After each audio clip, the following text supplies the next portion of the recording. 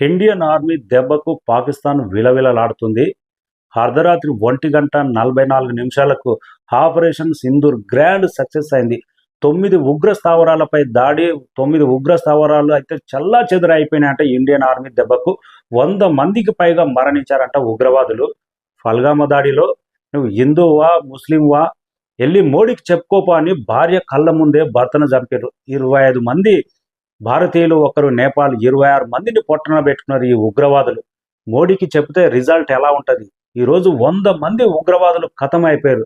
పాకిస్తాన్కి ఒక్కటే చెప్తుంది భారత గవర్నమెంట్, మీ పాకిస్తాన్ గవర్నమెంట్ పైన కాదు, పాకిస్తాన్ ప్రజల పైన కాదు, పాకిస్తాన్ సిటిజన్ ప్రజల మీద ఎలాంటి దాడి చేయము, కానీ మీరు పెంచి పోషిస్తున్న ఉగ్రవాదుల మీదనే మా దాడి. ఎందుకంటే ఉగ్రవాదులు అన్నది ప్రపంచానికే ముప్పు. అలాంటి ఉగ్రవాదులపైనే మా దాడి అనేది చాలా స్పష్టంగా స్టాండ్ అయితే తీసుకున్నది. ఈయన జరిగిన దాడిలో, ఆపరేషన్ సింధూర్ జరిగిన దాడిలో ఉగ్రవాదులకు ట్రీట్మెంట్ అందిస్తుందంట పాకిస్తాన్. అంటే ఎంత ఉగ్రవాద సంస్థలను ఎంత పెంచి పోషిస్తుందో మనకు అర్థమవుతుంది. అందుకే ప్రతి భారతీయుడు మన భారత గవర్నమెంట్కు, మోడీకి సపోర్ట్గా నిలవాలి. ఈ దెబ్బతో ఆపరేషన్ సింధూర్ గ్రాండ్ సక్సెస్తో పాకిస్తాన్ విలవిలలాడుతుంది. నెక్స్ట్ స్టెప్ ఏం చేయాలనేది 100 స్టెప్పులు ఇక్కడ భారత్ నుంచి అయితే రెడీగా ఉన్నాయని గవర్నమెంట్ అంత స్ట్రాంగ్గా ఉంది. మన యుద్ధం పాకిస్తాన్ ప్రజలపైన కాదు, పాకిస్తాన్ మతం పైన కాదు, అక్కడ పెంచి పోషిస్తున్న ఉగ్రవాదుల పైనే.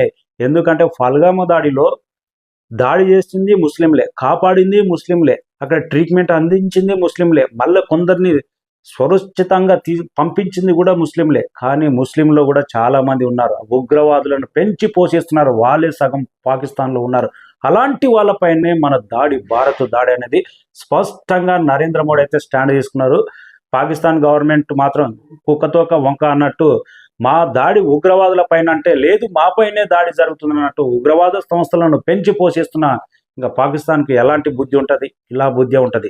అందుకే ఆపరేషన్ సింధూర్ గ్రాండ్ సక్సెస్ విలవిలలాడుతుంది. ఏం చేయాలో భారత్ దెబ్బకు 140 కోట్ల మంది మోడీ వెంట ఉన్నారు. జై భారత్ మాత.